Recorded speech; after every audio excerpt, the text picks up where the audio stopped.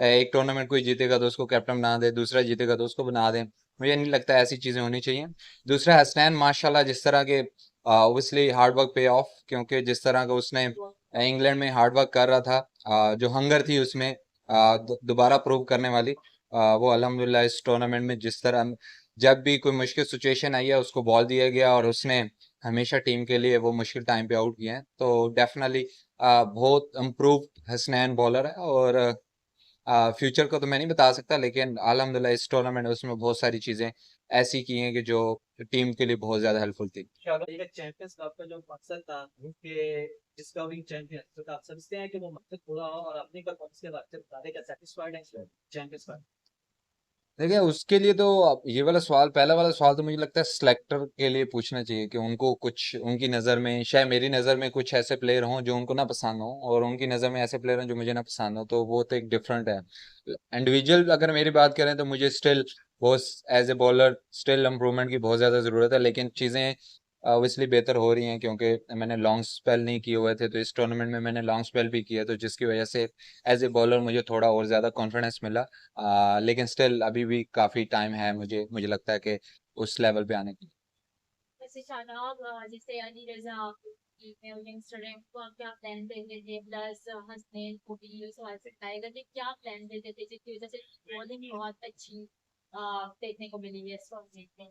देखिए इसमें मेरा कोई ऐसा नहीं है कि मैं उनको कोई चीजें फीड कर रहा था, ये इंडिविजुअल उनकी इतनी वो खुद इस माशाल्लाह जिस तरह का अली रजा है, जो उसकी एज है उसके हिसाब से मुझे लगता है कि वो जो उसकी सोच है वो एक बड़े इंसान वाली है। और माशाल्लाह जिस तरह के उसकी बॉलिंग है, मुझे लगता है कि आने वाले वक्त में वो पाकिस्तान टीम के लिए तो डेफिनेटली वो फ्यूचर हो सकता है। जब बांग्लोर ने आज टॉस अभी जीता पूरा है, नहीं हुआ था सर जी, फिर आज टॉस जीता है, आज हरा हुआ तो सॉरी सर, माजा पूरा नहीं हुआ था। तो अली रजा का तो ये है कि उसको मुझे लगता है कि ख्याल अच्छे तरीके से रखना चाहिए, क्योंकि उसकी जो बॉडी है थोड़ा वो, क्योंकि बच्चा है तो अभी जब खेलता रहेगा तो इंजरीज के भी चांसेस हो सकते हैं।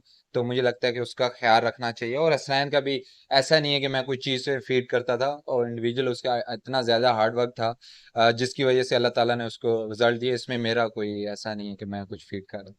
जीता है, तो उसके आपके दिल में कितना था कि क्या आप चेज करेंगे और कितना टारगेट आपके सामने एक्सपेक्ट करता हूँ? देखिए मैं वैसे पर्सनल मेरा पूछा जाए तो मैं नहीं देखता कि कितने रन में हम रिस्ट्रिक्ट कर सकते हैं किसी टीम को ऑन अ डे। शायद मुझे लगता है कि कंडीशन इतनी बुरी नहीं थी। जिस तरह की हमने बॉलिंग की है, मुझे लगता है कि हमने बॉलिंग बहुत अच्छी की है।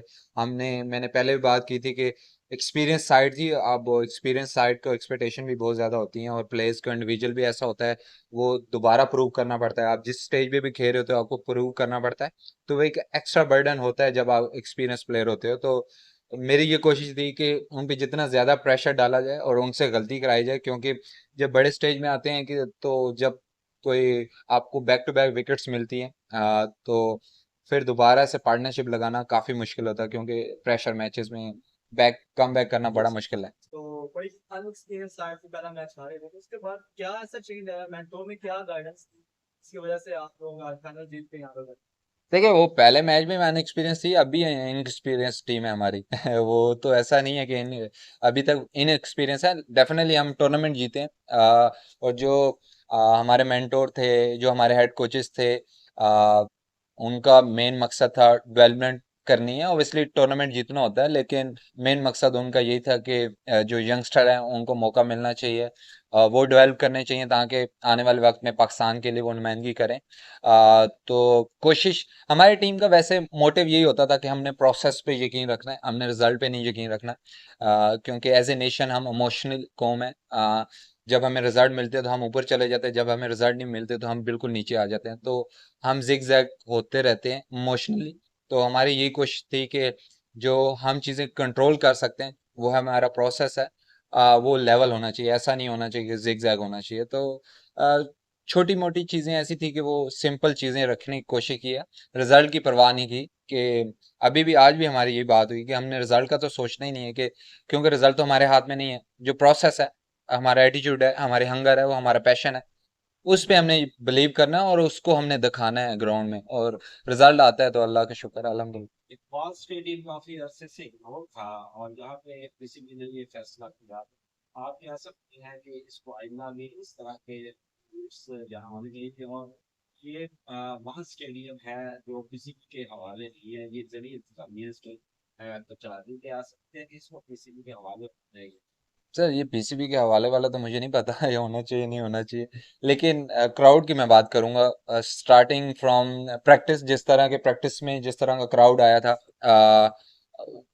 वो तो अनएक्सपेक्टेड था कि इस तरह का क्राउड प्रैक्टिस में भी आता है। तो वहां से ही पता चल गया था कि जिस तरह का पैशन है, जिस तरह का लोगों में प्यार है अपने स्टार्स के लिए, वो देखना चाहते थे। काफी अरसे से इधर टूर्नामेंट नहीं हुआ, तो मुझे लगता है कि जिस तरह का थ्रू आउट टूर्नामेंट क्राउड आया, मुझे लगता है कि इस टूर्नामेंट के अलावा भी बहुत सारी चीजें ये डिजर्व करते हैं।